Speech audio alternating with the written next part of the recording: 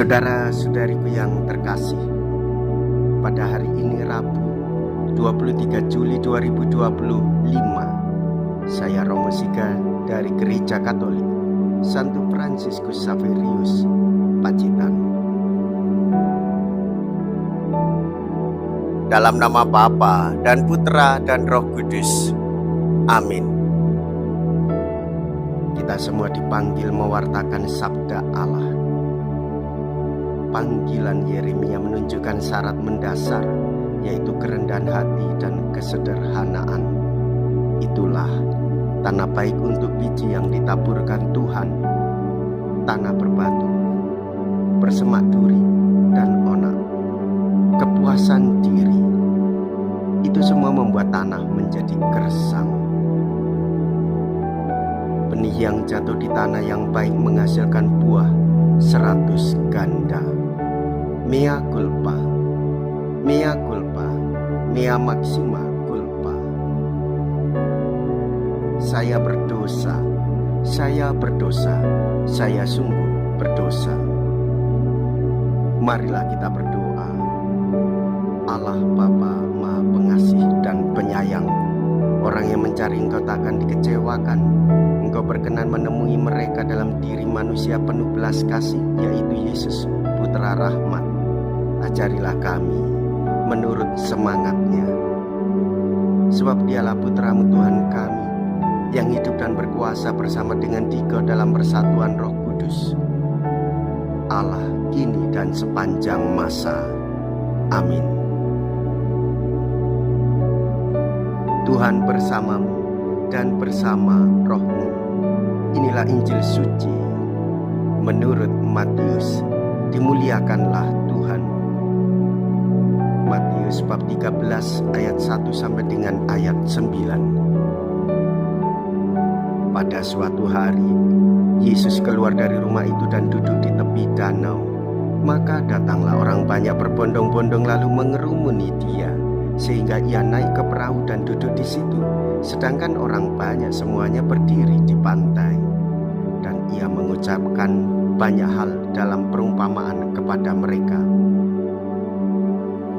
Katanya, adalah seorang penabur keluar untuk menabur. Pada waktu ia menabur, sebagian benih itu jatuh di pinggir jalan, lalu datanglah burung dan memakannya sampai habis. Sebagian jatuh di tanah yang berbatu-batu yang tidak banyak tanahnya, lalu benih itu pun segera tumbuh karena tanahnya tipis. Tetapi sesudah matahari terbit, layulah ia dan menjadi kering karena tidak berakar.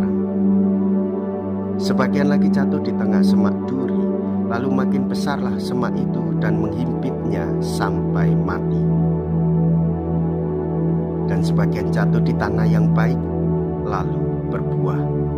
Ada yang 100 kali lipat, ada yang 60 kali lipat, ada yang 30 kali lipat.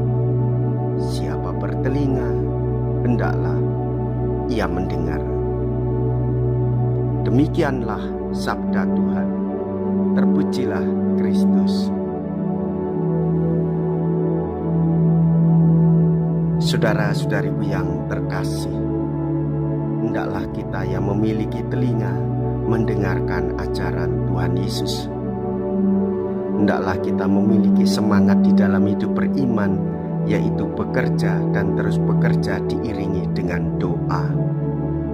Karena doa itu berarti memohon pertolongan Tuhan supaya pekerjaan kita ini sesuai dengan kehendak-Nya, sehingga membuahkan hasil sesuai dengan kebaikan dan kebenaran Allah. Apa yang ditanam baik berbuah manis, apa yang ditanam buruk akan berbuah busuk. Semoga kita selalu berusaha dengan sekuat tenaga, hati, dan pikiran demi kesejahteraan hidup bersama. Dan terbukalah hati kita menjadi subur oleh sabda Allah dan membuahkan buah yang manis untuk kehidupan kita dan terlebih untuk kehidupan banyak orang. Karena kita sebagai orang Katolik hadir bukan untuk diri kita sendiri, namun Allah menggerakkan kita supaya kita melayani sesama dengan ketulusan hati. Marilah kita berdoa. Allah Bapa sumber kedamaian, taburkanlah biji sabdamu di seluruh bumi dan semoga menghasilkan buah cinta kasih dan kedamaian dengan pengantaraan Kristus Tuhan kami. Amin.